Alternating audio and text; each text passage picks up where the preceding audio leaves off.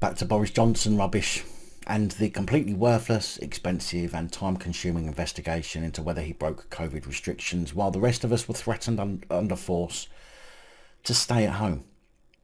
And this whole thing is really getting to be beyond a joke.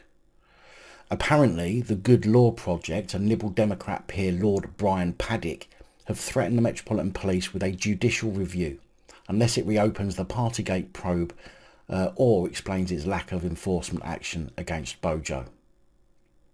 At the cost to the taxpayer, no doubt. The investigation concluded last Thursday with 126 fixed penalty notices being dished out to some of the wealthiest people in the country.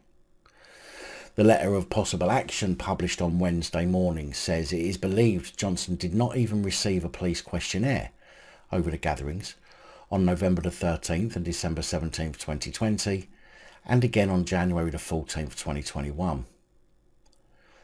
Recent pictures that have been published now show Bojo making what appears to be a speech at a leaving do for a colleague with half-drunk bottles of booze on the table and a drink in hand.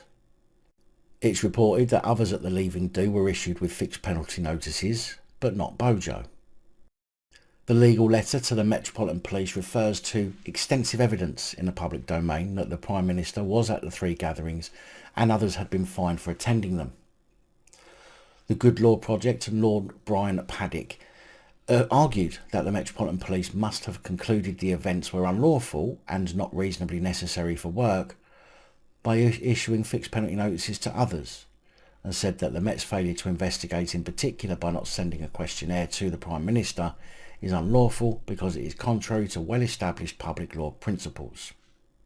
It would be irrational to conclude that the Prime Minister's participating as Prime Minister had any reasonable excuse because he would be sending the wrong message to other more junior number 10 staff. The letter before action gives the Met 2 weeks to respond.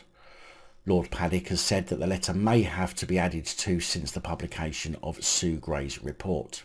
In a statement, the Metropolitan Police said it received the letter before claim on the 25th of May 2020 and will respond to the letter in due course. Again, another huge waste of, no doubt, taxpayers' money, time and resources. This is entirely political. It has nothing to do with Bojo allegedly breaking the law.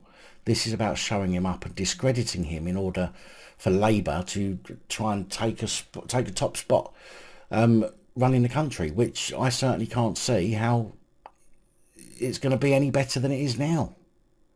During Sue Gray's investigation, detailed in the report, it said that Bojo's then senior advisor sent a text message saying, "We seem to have got away with it," referring to the garden party. In another message on an unknown date to a special advisor, Mr. Reynolds, Bojo's then senior advisor, wrote, "Best of luck. A complete non-story, but better than them focusing on our drinks, which we seem to have got away with." With another message allegedly saying that drinks this evening is a lovely idea, so I've shared with the E&V team who are in the office.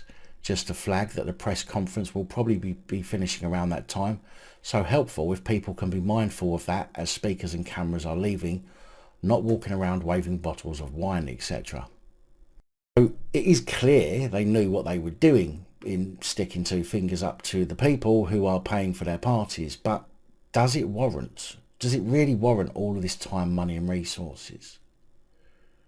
I don't think it does. I said yesterday we've got far, far more important matters for police and government to be dealing with. This whole flu shite needs putting to bed and forgetting about.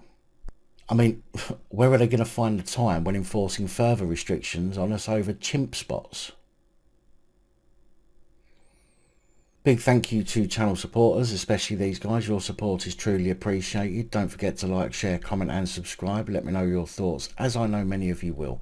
And until next time, stay safe, look after each other, film the police and other officials.